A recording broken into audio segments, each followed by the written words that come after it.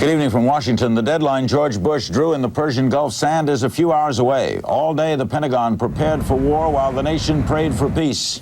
On Capitol Hill, the debate remained heated as the minutes tick off the clock. Impassioned pleas to give sanctions more time are countered by hawkish cries to defend democracy. Two of the most vocal campaigners and more articulate on the subject join me tonight for the full hour on Larry King Live. They are Congressman Joe Kennedy of Massachusetts and Senator John Warner of Virginia, both re-elected, by the way, by tremendous margins in the recent campaigns in which I don't think this was debated.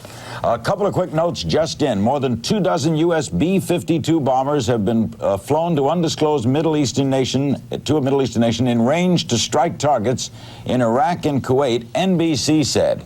NBC also said the Defense Department has been told the bombers have been flown to an undisclosed nation. Also said U.S. intelligence officials believe Iraq and 5 fully loaded oil tankers in Kuwait City Harbor were prepared to set the oil from the tankers on fire in the event of a U.S. attack. And CNN, by the way, confirms that report. Joe, is it going to happen sooner than we think? Well, according to the reports we're hearing this evening from the president, it sounds like it will, Larry. We're all, I think, hopeful, or at least many of us in our country, I think, are very, very hopeful that the president will try everything in his power to use whatever left there might be of diplomacy before we get to a point where we begin a shooting war. You were just with President Bush, were you not? Yes, yesterday afternoon. We had the fourth in a series of meetings between the congressional leadership and the president. The president has consulted with the Congress more than any other president in history. Indeed, if you look at history, our nation has debated this particular potential conflict more than any, certainly since World War II. Is it going to happen sooner? Well, let me first correct one thing in your opening statement about the debate goes on Capitol Hill. I spent the entire day there on the Senate side. I spent almost 2 hours with the Secretary of Defense. I escorted him around. And first he met with Republican senators and then went over and met with a large group of Democratic senators.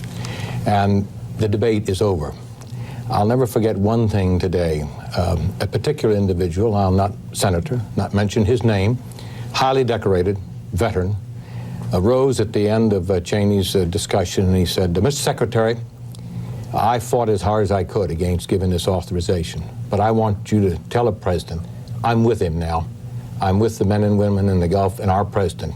Keep me informed so I, in turn, can deal with my own constituents. Is the debate over? I think the debate is over in terms of the ability of the Congress to do anything about the issue, but I think that there's still a great deal of hope on behalf of many Americans and people all over this world that the date of January 15th only gives the president the right to use force. But there are many of us that are hoping that he doesn't feel that that obligates him to use force tonight, that we can use patience. Patience is what President Eisenhower suggested is the greatest virtue of this country. And I hope that we can use that patience to be able to try to find some last solution to the war. The feeling here is imminent, John. Is that the impression you get? It was a very solemn day. There was a stillness. Do you think it's imminent? Is that a good word? Let me say the following. I think the people of the United States have seen their government work as the Founding Fathers designed it. Our president has consulted, the Congress has spoken, everything is in place. And I simply came on tonight to do one thing. I feel a responsibility because I voted and was active in the debate. And I can't reach out my hand to the families, particularly the wives and others left home from these service people. So tonight I come to extend my voice to try to give them some reassurance that our government worked and worked properly and that they should have faith and confidence in our president and his ability to make the right decision. Not alone, though, Larry. He's going to make it in conjunction with other world leaders. There are 28 nations. And are they talking tonight? Yeah, well, they're talking. Let me say that our president is a veteran of battles. We know that. Are they talking tonight? I can assure you that our president is actively discussing this issue with world leaders and indeed and listening carefully to our military commanders. And any action done will be done in concert. That is correct. Larry, you know, I think that Senator Warner has made a good point in terms of all of us. I think every member of Congress, obviously, as soon as the shooting starts, the way our system of government works is that when the president is the commander-in-chief, and when he makes that order, we're all going to pull together behind the troops that are willing to put their lives on the line for this country, for our Bill of Rights, for our Constitution, for the way of life in America. But that doesn't mean that we have to jump on that train right this minute. It does seem to me that you've had over the last 5.5 months, you've had 6.5 hours of debate, 6.5 hours of direct negotiations. You've got President Bush now has the greatest hand of any president in terms of a negotiating position. The Congress has signed off. 100%, as Senator Warner has indicated. The UN has signed off. But that still doesn't mean that we have to go to war today. I don't think John is saying that. Are you saying we're going to go to war tonight? I understand that. I said the process has worked, and it's continuing to work. In my own judgment, as we study this very complex personality, here's a man that has catapulted himself from relative obscurity into a figure that almost everyone who pays any attention to what's going on now recognizes and has an opinion. Correct, Saddam Hussein. It seems to me that what he wants most is power. And to maintain that power, he needs an extensive military force to back him up. In my own opinion, and this is just my hunchback, in the next 48 hours, he may say, I won't follow the dictates of the United Nations. I'll set my own course of action, and here it is. And he'll come out unilaterally. You know, he's got a record for making extraordinary reversal in decisions in an abrupt period of time. This is your gut feeling. Well, everybody uses guts If it's in the next 48 hours, does that mean your gut feeling is also nothing's going to happen tonight? No, let's not jump to conclusions. You got, seems to me, a compression. Yes, a compression. You can't have one gut feeling All right, without Larry, the other. you give me a minute and I'll tell you. You got to have, it's a compression of facts here. I think a period of time, this is my view, not based on consultation with the President or the Intelligence Committee, that there will be a period of time, but you've got to be careful, because the longer you let the time go, he might have the reverse feeling. They're not committed. They don't have the, if you want to say, the guts to come and get me. So it's a critical period in there, and in my own judgment, it's a matter of several days either way. And you cannot let him reinforce his own convictions if, in fact, he's going to hang in by allowing too much time to pass. You see it that way, maybe? Well, obviously, I think that... a little 2-3 days. He's certainly not going to meet a deadline day, but... Again, I think that we've got a situation here where, if we really analyze it, the fact is that President Bush does have all the cards in his hand at the moment. He has the ability. I mean, Saddam Hussein has shown absolutely no willingness to negotiate, but that doesn't mean that President Bush. We've got several instances on the table here where, in the past history of this country, we've seen, for instance, when Harry Truman was president, and the Germans, the Russians surrounded Berlin, and they said that we couldn't assist and take care of the people in West Berlin. We could have, President Truman could have put the troops on the line, said that we were going to march into Berlin, and that was going to be the end of it. If it meant war, we would fight the war. But rather than take that action, he decided to take an innovative step and create an airlift. President Kennedy, in the Cuban Missile Crisis, tried an innovative solution as well, where they had to give up some missiles that he had already decided to give up in Turkey. And it just seems to me that now is the time for some innovation, rather than the kind of let me get a break. We'll pick right up with Senator Warner. Let me get a break. Our guests are Congressman Joseph Kennedy of Massachusetts, Senator John Warner of Virginia. As we break for a spot and come back, we'll be including your phone calls at 202-408-1666. Our CNN cameras are outside the White House. There are still some few protesters on hand tonight. The president is there, and all of our hearts and prayers are there, as well as the CNN cameras. This is Larry King live in Washington. We'll be right back.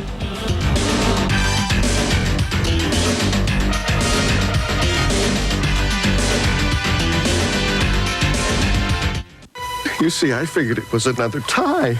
But when I open the box, I see this thing that looks like a baby typewriter. So I asked, what is it? She says it's a Brother P-Touch. She says it's a new electronic labeling system that makes adhesive labels in 5 sizes, 4 styles, and lots of colors. First, I labeled file folders, computer disks, my videotapes, the cat. You gotta help me with this problem. What problem? Your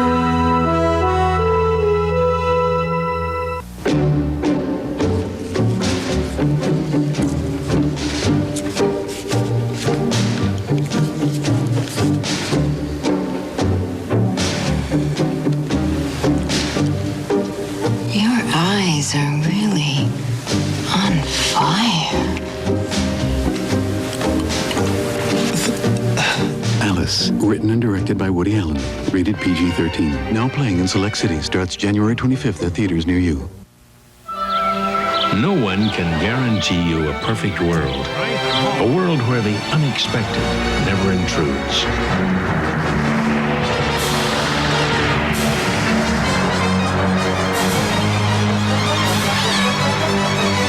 But some of us know we'll be taken care of, quickly and compassionately. In an imperfect world, you're in good hands with Allstate, a member of the Sears Financial Network. What are our church leaders hearing from their congregations about the Gulf crisis? We'll find out from leaders of different faiths tomorrow on Sonia Live, 1 Eastern, 10 Pacific, only on CNN. I'm the one sticking his neck out. They turn to him for help.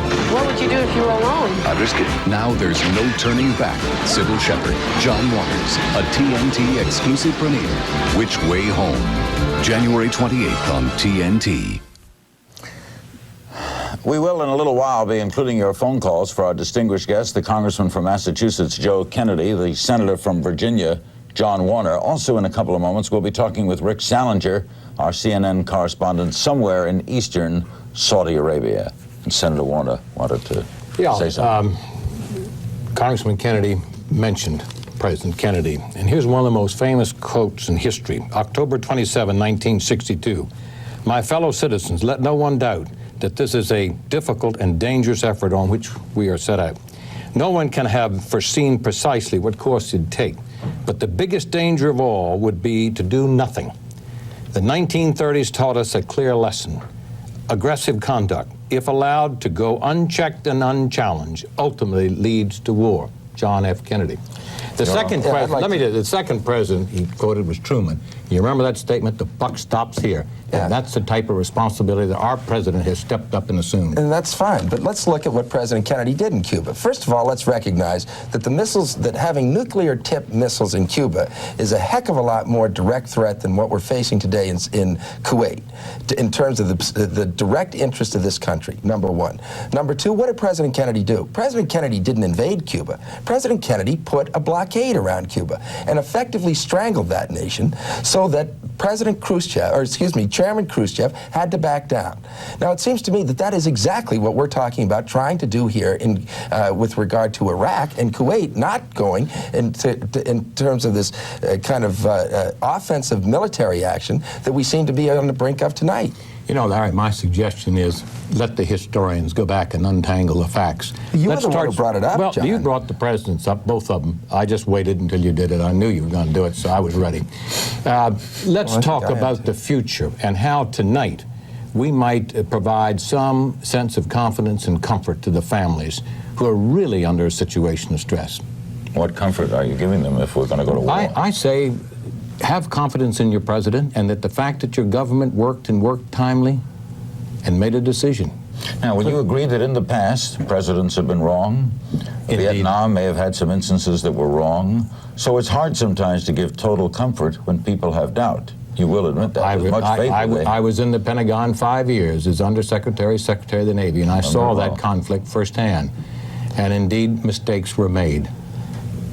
I would just like to point out that, you know, I heard this debate an awful lot in the last few weeks where there's some notion that somehow that we ought to turn this over to the president, and that ought to be where we let it sit. But the fact is that what the course that we're on is a course of war.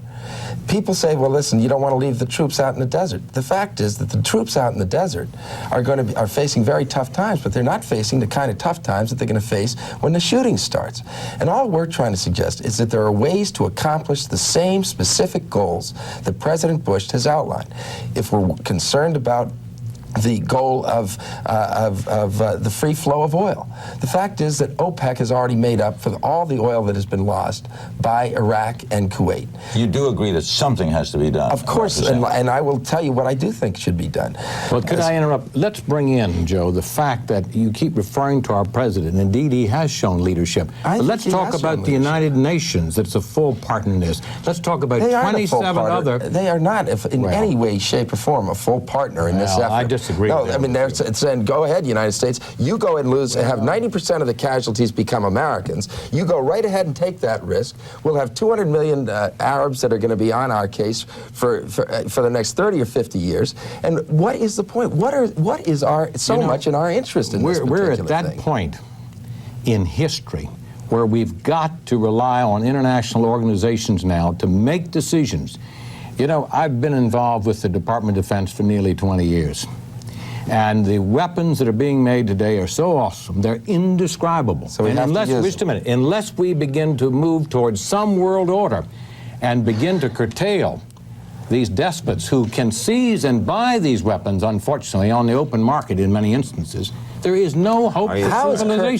How is the effort of keeping sanctions in place and pushing for diplomacy possibly viewed as encouraging war? Right. It seems to me that it's the side that is saying we have to go to war tonight or in the next couple of days. Let's take up on one phrase, pushing for diplomacy. The Secretary of State just came back from a 12-nation visit. He reported to the President yesterday in the presence of the leadership of the Congress.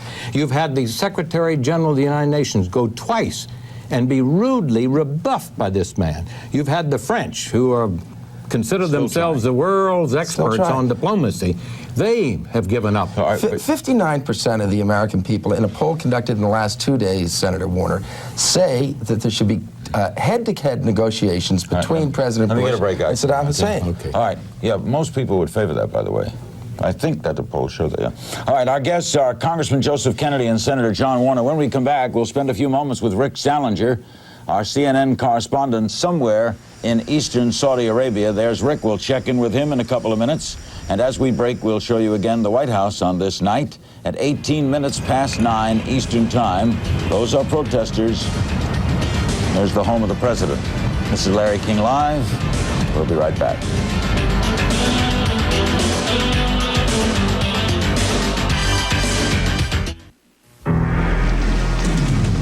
Mike Battaglia is a soldier of the streets.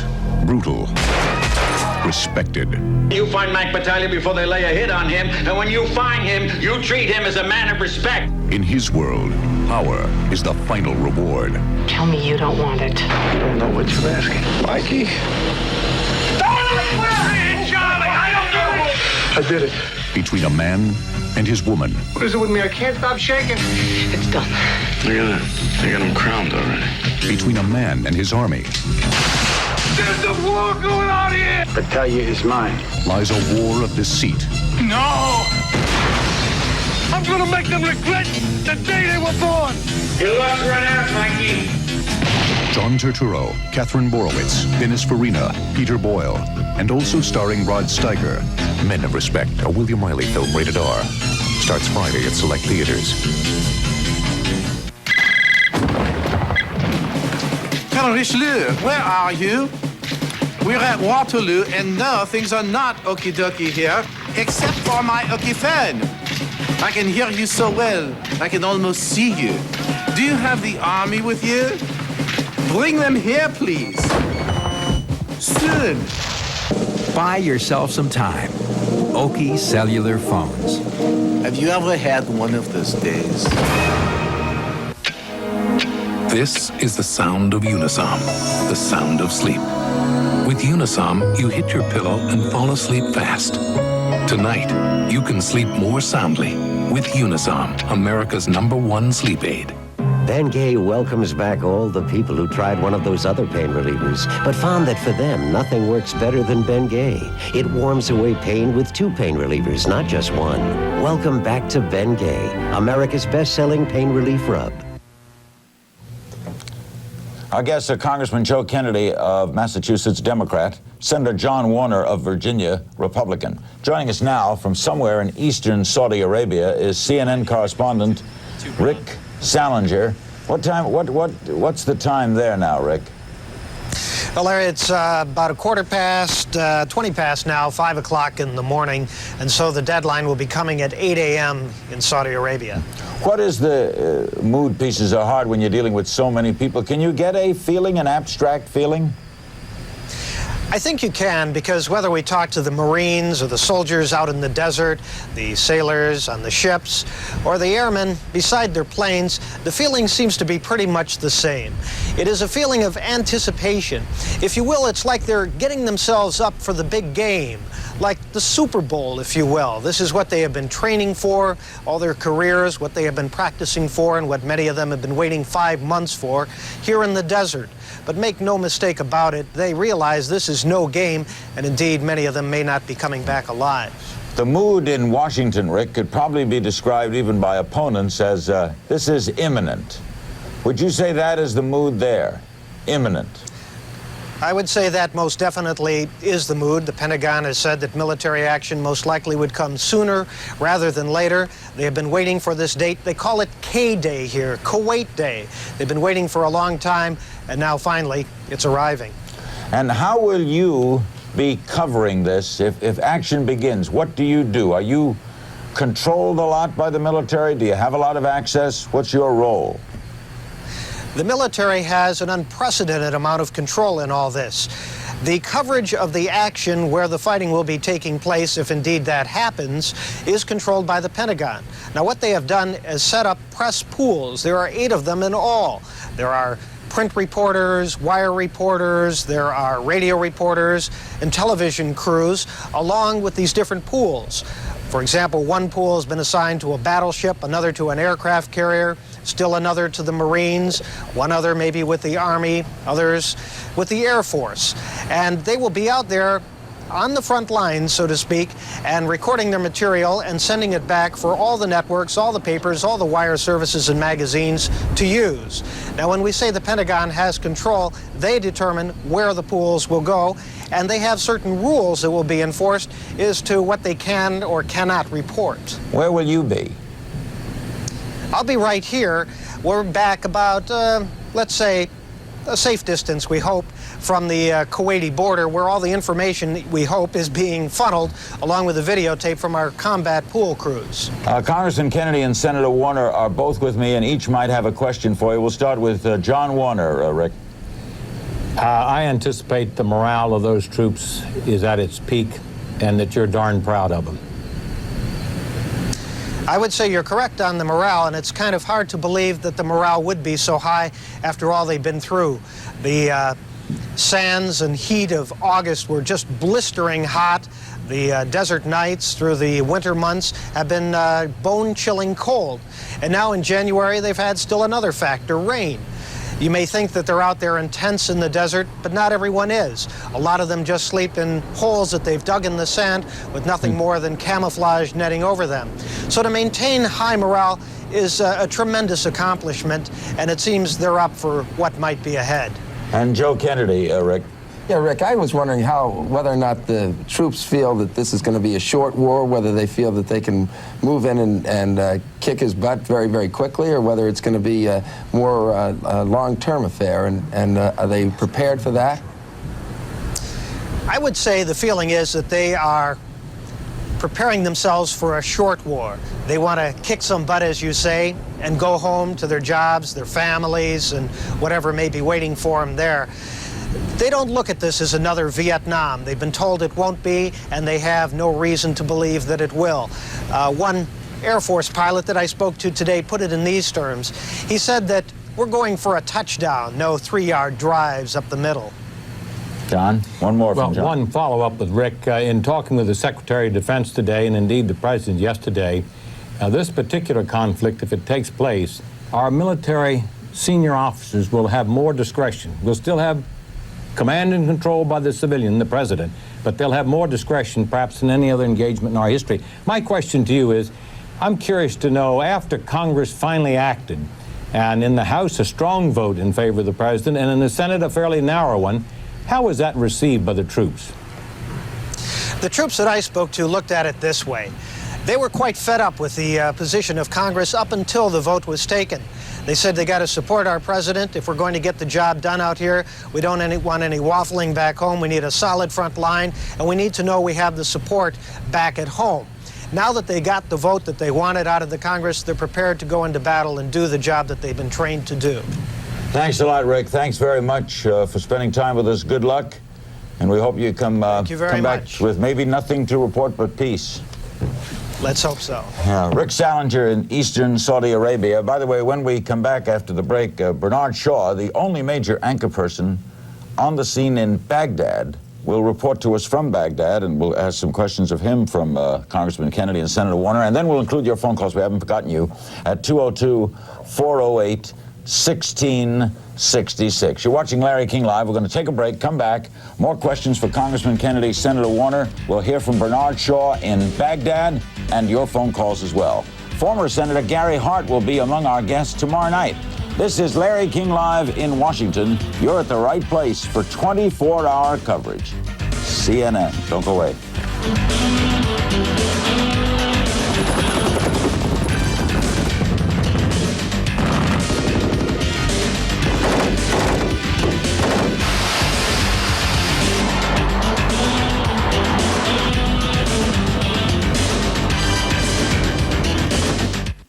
Attention viewers, if you have one of these credit cards, you qualify for a blockbuster TV offer. This Mikai 35mm motor drive is one of the best-selling cameras ever made. But you don't have to spend $200 or $300 to own one, because with your credit card, it's yours for only $19.95. Incredible!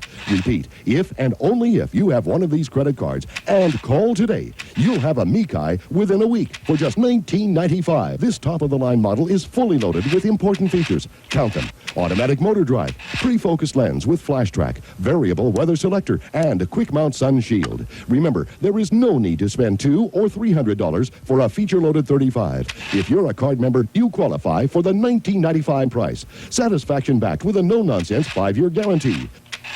Call 1-800-257-1257 for rush delivery. 1-800-257-1257. Order processed within 48 hours. Call now, 1-800-257-1257. On board, there are pools and a health spa, a string quartet, a friendly staff, and people just like you who are enjoying themselves like never before. At Holland America, not only do we offer all the pleasures of a vacation at sea, we've made it remarkably affordable, which is why perhaps we've been named the best cruise line in the world. Tomorrow, the day after the deadline, the mood around the world. What will be the next step? And who will make it? On CNN's The World Today, 6 p.m. Eastern, tomorrow.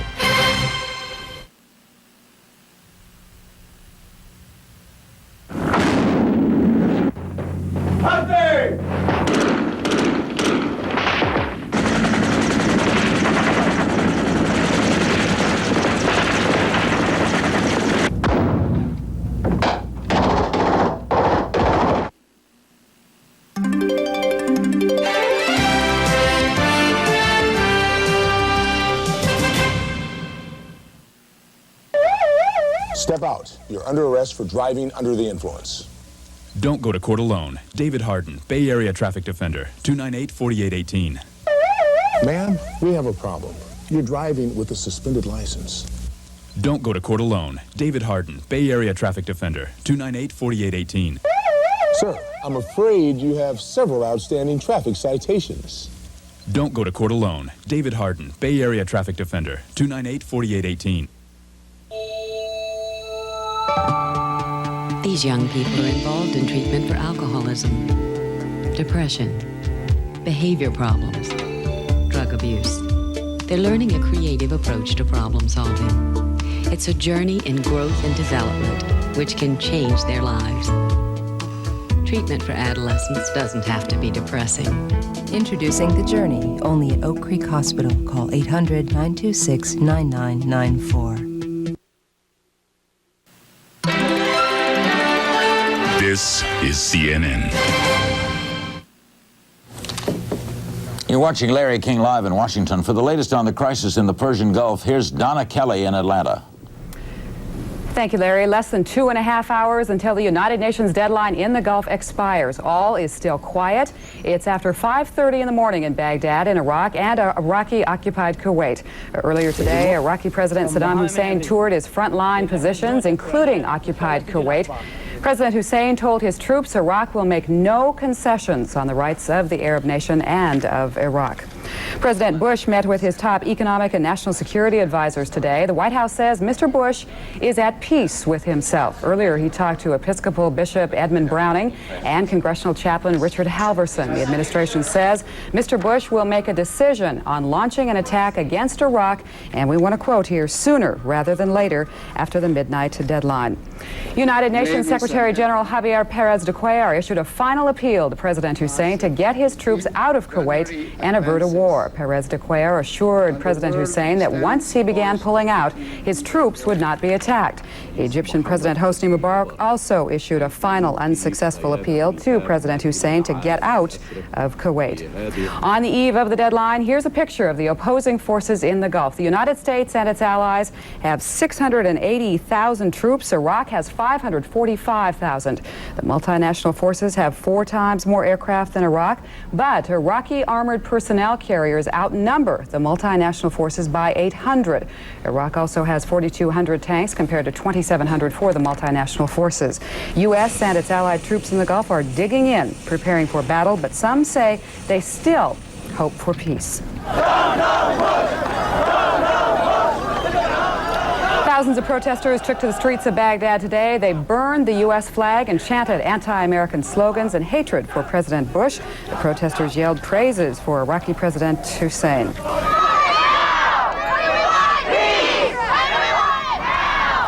In Washington, about 200 anti-war demonstrators protested on the sidewalk outside the White House.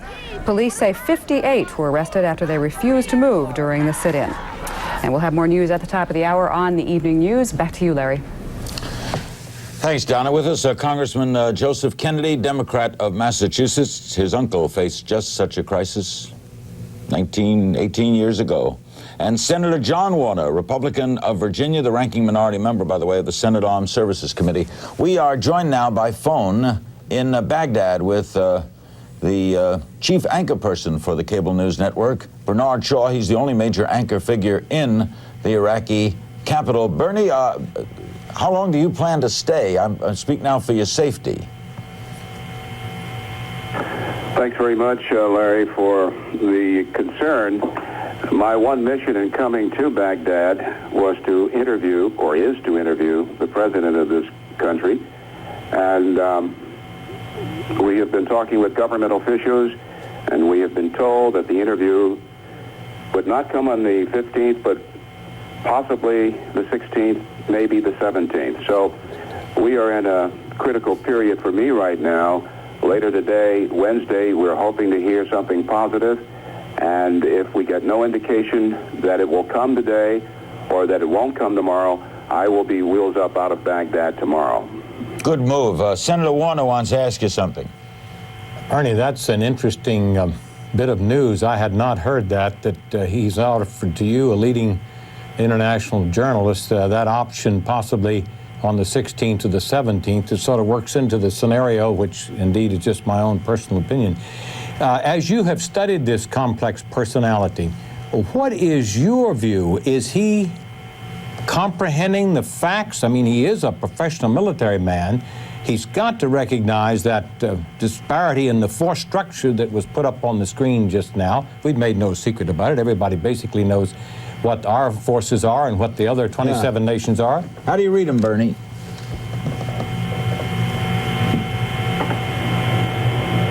My impression is that he fully understands the reality of the facts confronting him. The Iraqis all along have said, don't think that because we're in the Middle East that we're not aware of your system of government and what your president has said. Iraq's Foreign Minister Tariq Aziz, as recently as in Geneva, sitting opposite James Baker, said we are not misunderstanding, we are not miscalculating. It's our job to know what you Americans do and to understand how your Congress functions. So to go to the heart of your question, Senator, I don't think that there is any misconception.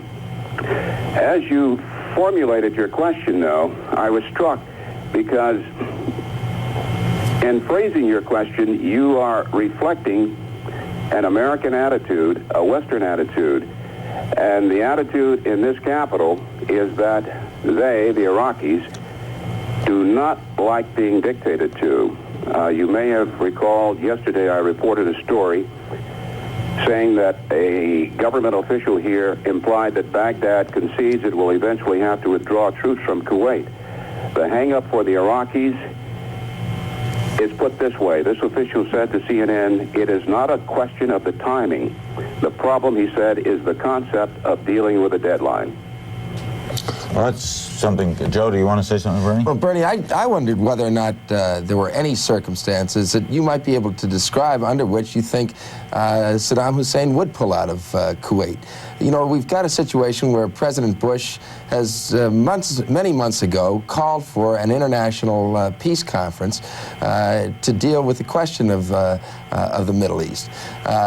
It sounded at one point as though Saddam Hussein might be willing to pull out of Kuwait if he could get an international peace conference. We then say, well, we don't want linkage between the two issues.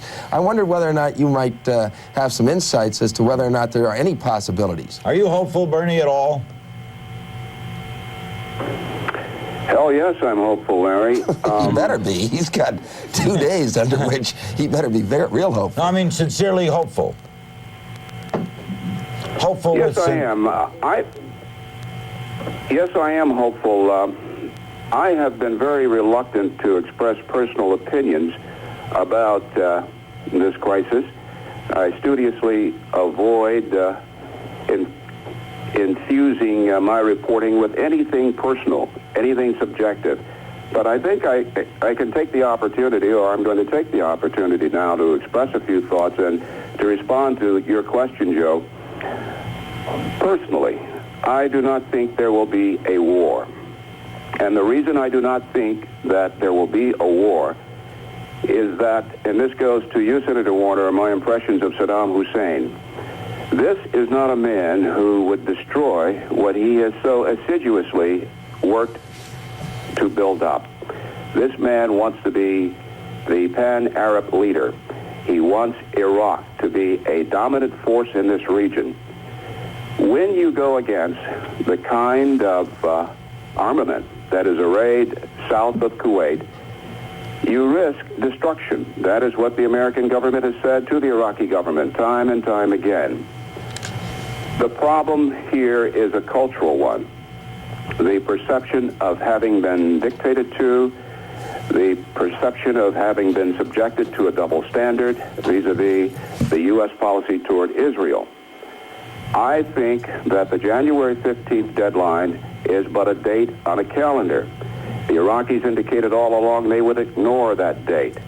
Well, we're coming up on H hour, and we'll see. I think that once this January 15th date is beyond us, you will see some movement. President Bush indicated when he arrived back at the White House from Camp David on Sunday, he said, you'll recall, I know he can't comply immediately with all the UN resolutions, but Mr. Bush, in my judgment, seemed to be saying, show me some action, show me some movement, when he said there must be a rapid, massive withdrawal from Kuwait. So am I hopeful? Yes, I am hopeful, and I've told you what I think about this crisis. Thank you, Bernie, and that's also the feeling of Senator Warner. We got to get a break. Thanks for joining us, Bernard Shaw. Stay safe. Bernard Shaw in Baghdad. We'll be back with your phone calls for Congressman Joe Kennedy and Senator John Warner. As we leave you, we'll show you the West Wing of the White House. It's 9:40 p.m. Tuesday, January 15th, 1991. That's the seal of the President of the United States. We'll be right back.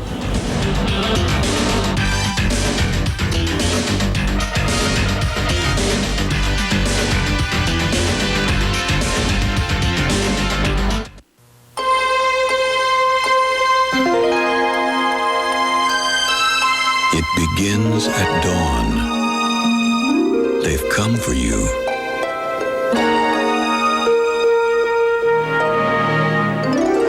And they want what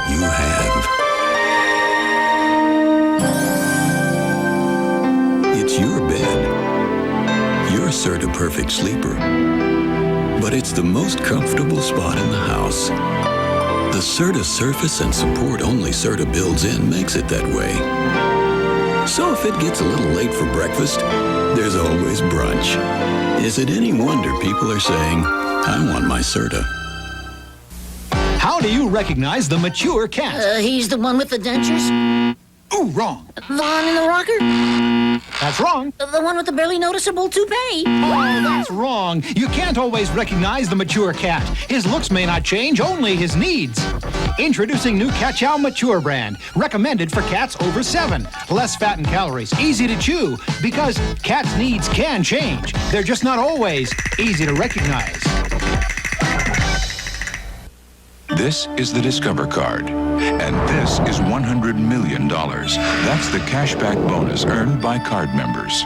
But if you don't use this, you don't get any of this. It pays to Discover. As the crisis builds to a climax, CNN is the network for the most complete coverage from the Middle East and throughout the world. Now, more than ever, shouldn't you be watching the network viewers voted best in coverage of the crisis in the Gulf? CNN. Our guests are Congressman Joe Kennedy of Massachusetts, Senator John Warner of Virginia. Will now include your phone call. Chicago, hello. Yes, especially to Senator Kennedy. Congressman Kennedy, Senator Warner, but go ahead. I apologize. As Mr. Shaw just said a few minutes ago, Mr. Hussein is very aware of what's going on in our country, and with the constant broadcasting of the protests and what's happening in our Congress, it seems to me that it's making him much more intransigent, because he's counting, just like in Vietnam, that we will eventually back off. Well, I don't believe that's true. I think that the Congress voted overwhelmingly in favor of the UN resolutions and the position that President Bush has advocated. As I've said, and I think many members of Congress have said, that when the bullets start flying and the Commander-in-Chief declares war, the people of this country are going to line up. But until that time, I'm going to use every ounce of strength I have to pursue the possibilities of a peaceful solution to this conflict. Bethesda, Maryland, hello. Mr. Kennedy? Yes, sir. I'm a lifelong Democrat, and I'm very disappointed when you call for sanctions to continue while you're ignoring the human rights of the poor Kuwaiti people and other people displaced as refugees.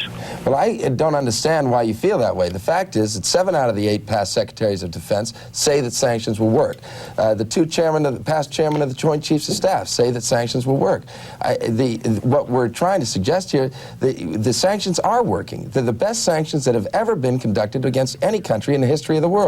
And what we're trying to suggest is that we've cut off 90% of the fellow's foreign currency. We have cut his GNP in half. He no longer has, according to our own CIA, his Air Force will start to deteriorate in 3 months, and the rest of his army will deteriorate within 6 to 9 months. All we're saying is, look, the whole focus of this international effort was over sanctions. We all knew that they were going to take up to a year to work, so why cut them short by 4.5 months to 4.5 months? Is it just lack of leadership? We all didn't ever subscribe to the theory that they would end in a few months. There was always doubts. The sanctions are working on some of the economic situations, but there's no clear yardstick by which to measure, will they denigrate the armed forces of Iraq? Most of the experts, including the CIA and others, say no. The CIA says just the opposite, Senator Warner. Before your committee, I've read the testimony. CIA says that they will work. They'll work within 3 months on the Air Force and 6 to 9 months on the rest of the military. What about a full embargo, John? A full embargo. It's an act of war, but a full embargo. Well, we're trying as best we can to put it on. But there's just leakage, and that's just a plain... But isn't in fact the leakage over, there was some smuggling going on, but the fact is that without any additional foreign currency, they're not going to be able to continue that smuggling. Everybody knew that this thing was going to be a difficult process over a period of time. Why do we have to rush into war tonight? We are where we are now, Joe. The president has made a decision to consult with the world leaders and determine whether or not force which has been authorized by the Congress should or should not be used. San Francisco, hello. Hello. I would like to make one comment and then ask a question of Senator Warner. Yeah. I was one of those arrested in the demonstrations today. On and the I Bay think Bridge. it's very important that anybody in Saudi Arabia who can hear me knows that it's because I feel if they're willing to risk their lives, at least I could risk arrest to protest the danger that they're in. What's the question? And we all support and love them, and we want them home safe and whole. Senator Warner, I'd like a real honest answer for this. How can I give any credence to the Bush administration when it now embraces al-Assad as an ally, when we know he bombed Pan Am Flight 103 and the Marine unit in Beirut? Well, my response to, first, you know, it's wonderful that in our country we can have demonstrations such as the one that you actively participated in. And that's what we're trying to preserve, is democracy, and preserve a new world order, as the president says, where we have hypocrisy in peace. talking to Assad? Beg pardon? Hypocrisy in talking to Assad? We have a very strange coalition, but if it will save an American life, of a single American soldier, or sailor, or airman, or Marine, then I stand behind the president making the decision to do it. We'll be right back with more of John Warner and Joe Kennedy on Larry King Live. Don't go away.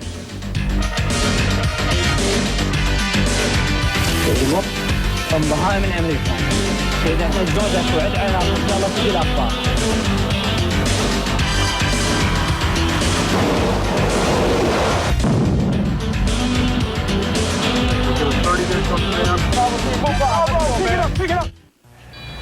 In time, all definitions must be revised.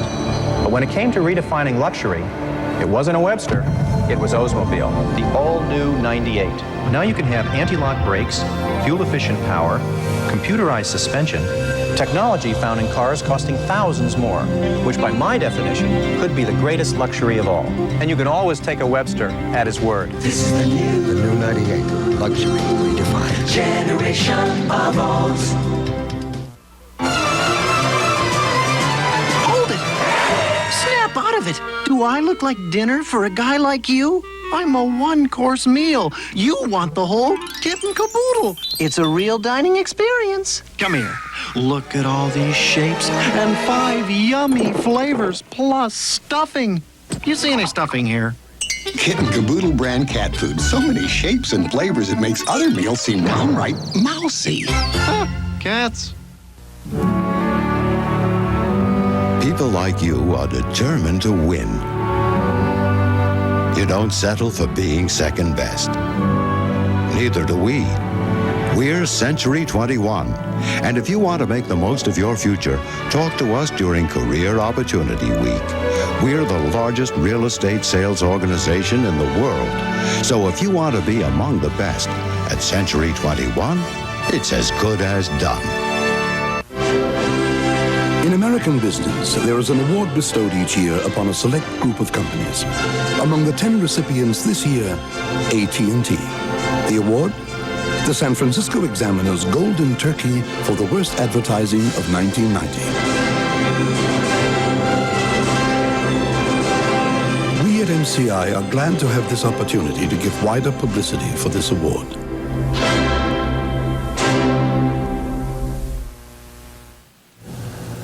Let's go back to your calls. Flint, Michigan. Hello. Yes, Senator Warner. This is Ron Jamie from Flint, Michigan. What if Saddam Hussein surprises us and strikes first? You know, after all, Iraq is a powerful nation. That's a tough question, and it's one we've discussed extensively in the last 48 hours. It falls into the old military doctrine, use it or lose it. This is a risk, and we have to accept that risk, but we have ability, I think, to detect. If he comes up what we call hot on his electronic systems, we would have some forewarning. You don't think that'll happen? Well, I think that it would be very short-sighted. I mean, the fact is that what's he going to do? He knocks out a few of our planes. It's not going to deter the military threat. No, I think he's talking about the ballistic missiles and a lot of other stuff that he'd he would pick bring along. the whole world against him, then, right? If he first struck. Yeah, that's why I say I don't think it'd be very smart on Saddam Hussein's part, that's all. Okay. I didn't get the city. Hello. Hello? Los Angeles. I'm sorry. Go ahead, L.A. To Senator Warner. Yeah. I sit here watching you with my 1-year-old son on the eve of destruction when you and your cohorts prepare to unleash the dogs of war. And I'm curious about what you accept as acceptable losses among the Iraqis. That is, if you do consider them as equal to humans as we are. We killed over 1 million Vietnamese during the Vietnamese War, civilians. And I was wondering whether or not you have any comments about the Iraqis as people. Oh, very definitely. And I respect their culture. It's a very ancient society. The culture is deep-rooted, and it's important we understand that culture. And I respect their lives, believe me. But they have the misfortune of allowing a man to be a total dictator in their country. And they have the misfortune of that man having unleashed Iraqi soldiers and murdered and raped the Kuwaitis. Now, we're not dealing with a situation that we've seen recently, fortunately. I think we've got to move in, and we cannot allow this man to be rewarded for the naked aggression he has committed. Are you pessimistic? Well, I don't know as I'm pessimistic. I'm going to stay optimistic until we get to a point. Johnny, I think I actually was refreshingly optimistic with regard to the possibilities that Saddam Hussein comes to his senses tonight. So let's hope and pray that that's what we get, Larry. We'll come back with our remaining moments, get a few more calls in for Congressman Kennedy and Senator Warner on Larry King Live. Don't go away.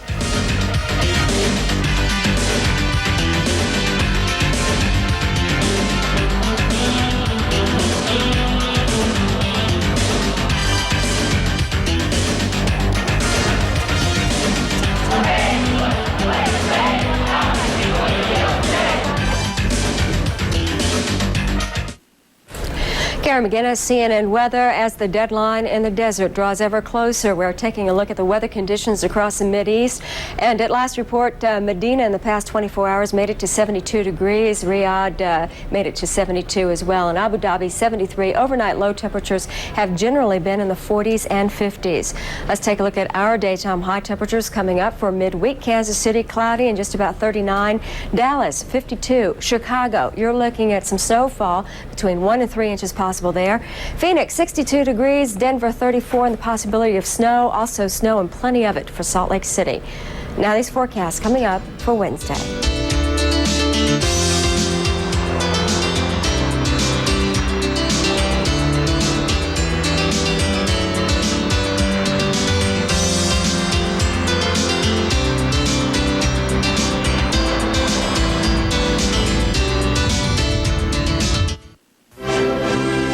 In American business, there is an award bestowed each year upon a select group of companies.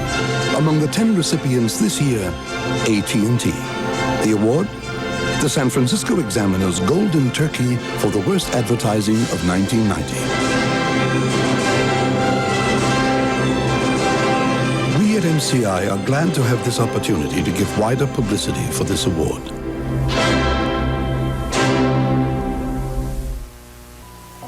You know, Dad always said, Norman, you have to give 100% every day. If you want 100% whole grain, only one of these leading cereals has it.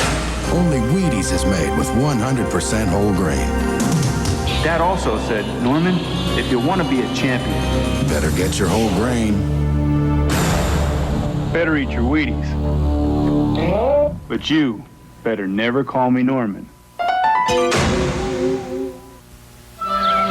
No one can guarantee you a perfect world. A world where the unexpected never intrudes.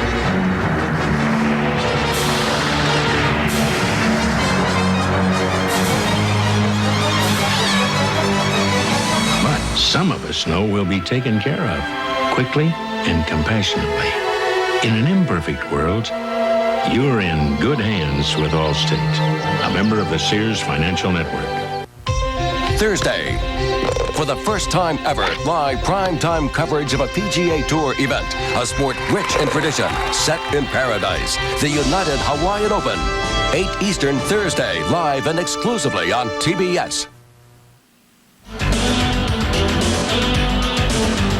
For a transcript of this or any edition of Larry King Live, send $5 to Larry King Live Transcripts. Journal Graphics Incorporated, 267 Broadway, New York, New York, 10007. To order by credit card, call 212-227-READ. We'll get another call, Cherry Point, North Carolina, for Senator Warner and Congressman Kennedy. Hello. Yes, sir. I'm from North Carolina. My husband's in the Marine Corps. I have 3 sons. I don't want war. But, Senator Kennedy, how can we continue to let sanctions work when they may be hurting them, but they're also hurting us? They're hurting us terribly. Is your husband there? He's over there, yeah. And it's really hard. You know, we don't want war, but we feel like, okay, this is going to have to be done. The sanctions aren't working fast enough, and they're hurting us, the military families, worse than they're hurting the Iraqis. So we've got to get this over with. Yes, ma'am. I understand your concern, and I feel for you and all the families throughout the country that have made such a tremendous sacrifice over the course of the last several weeks and months. The only thing I'd like to point out to you is that, first of all, if we let the sanctions work in full measure, it seems to me that we could pull almost half or even more than half of the force back home and put them on rotation, number one. And number two, I would just point out that as difficult as the times are for the families back here at home, I'm sure that we would like to avoid bloodshed and see your loved ones come home safely, versus any other way. We are out of time. I thank you very much, Senator. Thank you very much, Larry. I hope you're right. Well, say to that woman, peace through strength. We only achieve this thing by the strength that we have shown.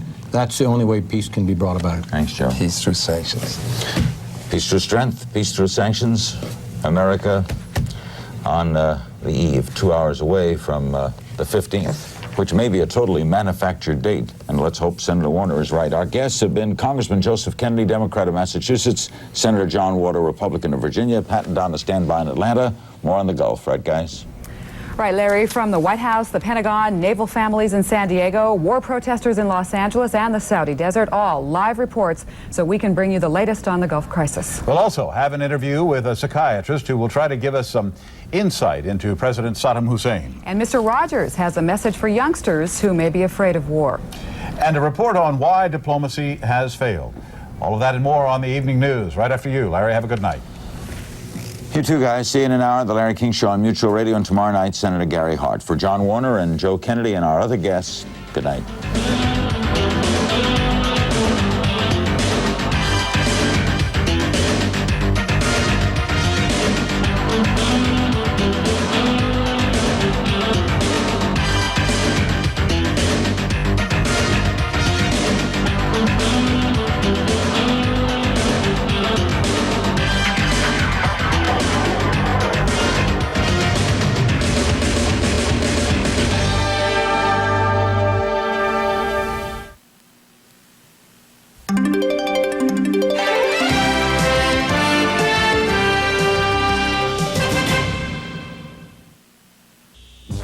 Is your engine gulping oil, leaving you with your hood up, or shaking you up? Stop before you trade your car.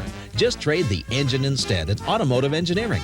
Look, your old engine comes out and a remanufactured engine is installed by the pros at Automotive Engineering. It can give you another 100,000 miles of smooth, economical driving and save you thousands of dollars in the bargain. Automotive Engineering pleases thousands. Why not you? When it comes to sports cars, no one moves you in more ways than your Toyota dealer. We know. In fact, Celica GTS has been called the beginning of a new era. I can see that. And did you know Supra gets raves for its power and style? I know. And Road and Track magazine says the MR2 resembles a scaled-down Ferrari. And it performs like one, too. So with all the great deals...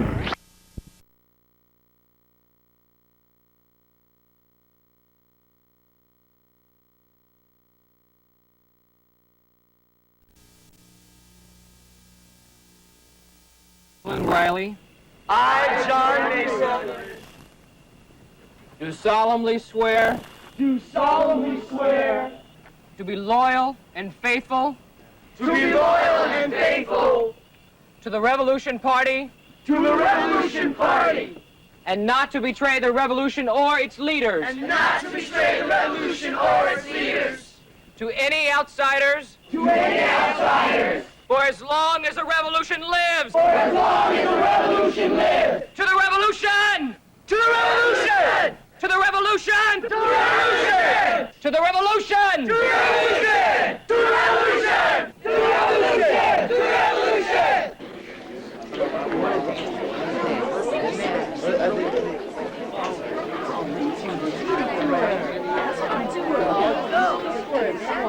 It was amazing how Franklin got everyone to go along with the revolution. He made it all like a game. Well, of course, a party seemed like a lot more fun than a butterfly hunt.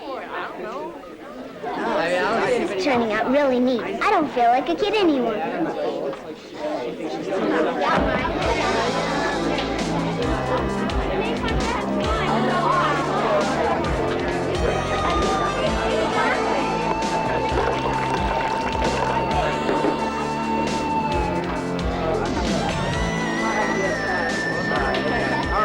What are you doing? Putting a little life in the party.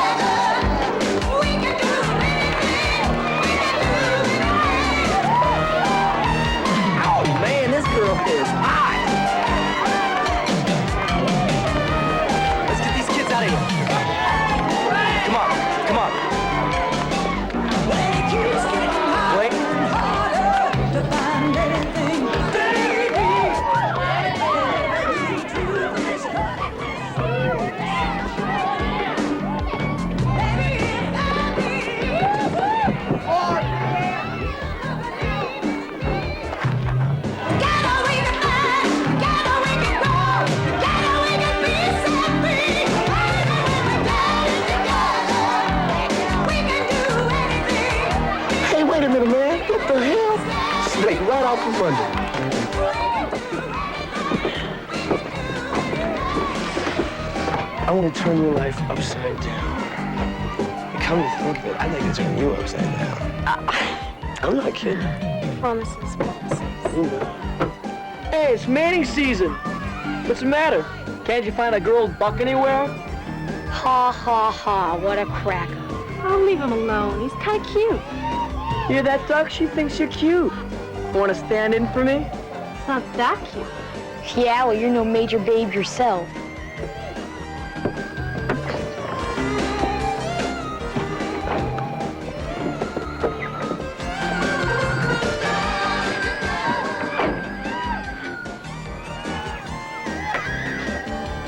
What do you think Warren would think about this?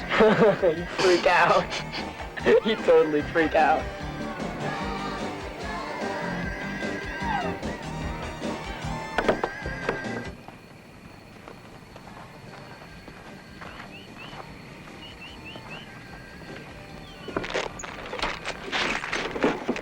Who goes there, friend or foe? This is Vietnam.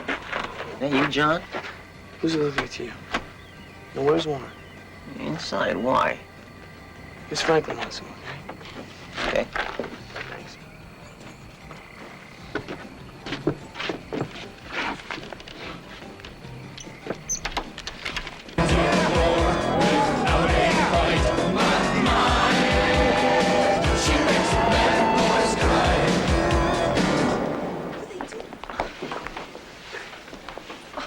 What the hell is going on?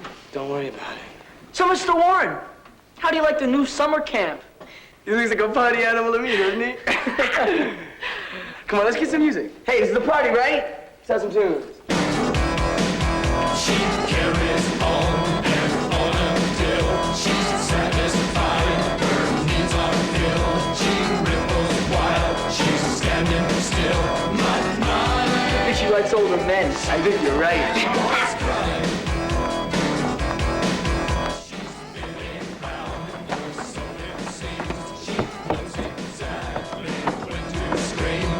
Stars in all your wildest dreams. My mind, she makes the bad boys cry.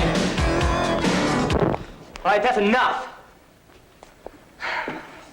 Hey, come on, we're just trying to have some fun. Some fun. Up yours, Chris. Thank you, Chris. Now listen to me. If you release all of us right now, no one will be punished. And up yours too, Warren. Have you all lost your senses? What you're doing is sinful.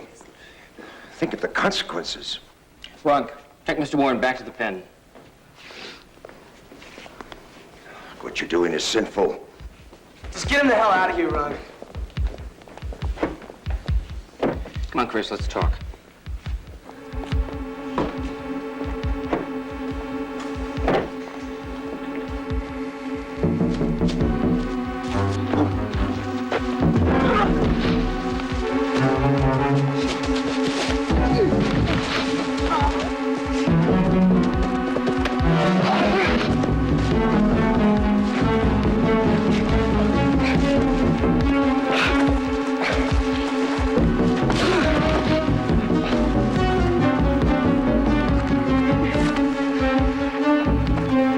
Back to the pen, you pervert.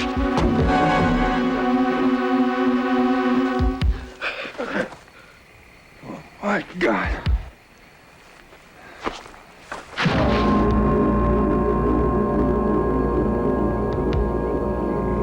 This is all wrong, Franklin.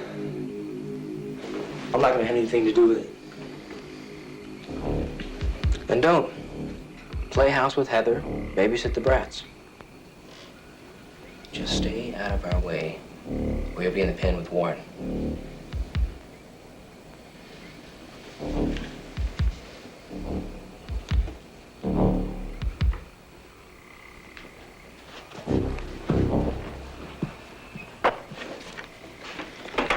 Keep an eye on him till he cools off.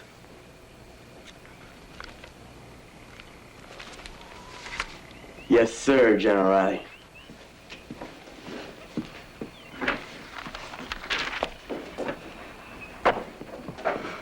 Franklin, look, I don't know how to tell you this. Mason and me, we were only joking. Okay. I was walking him back.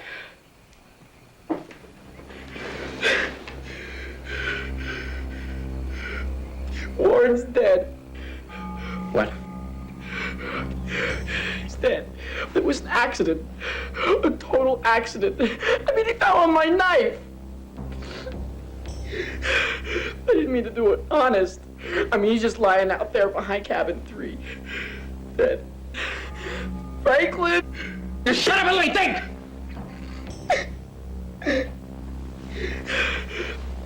Okay, Stanley.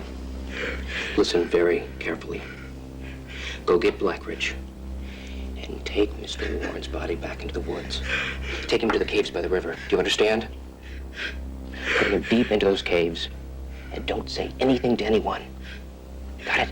Yeah, I got it. Okay, then report back here to me after you're finished. We'll just tell everybody that we transferred him to the girls' camp. Stanley, from now on, you do exactly as I say. Do you understand?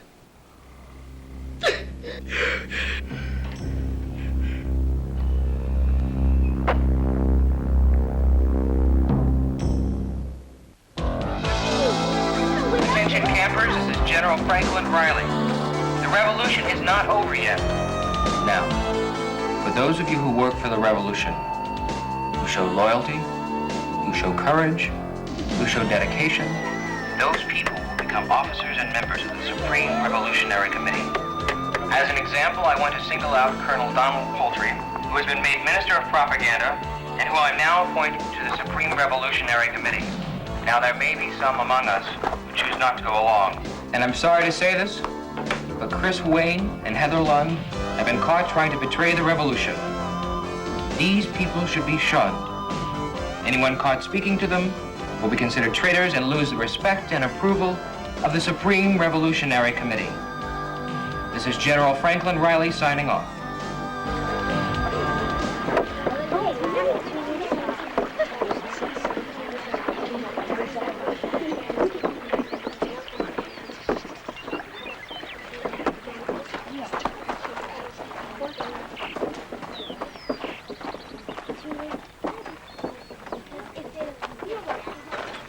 How you doing, guy?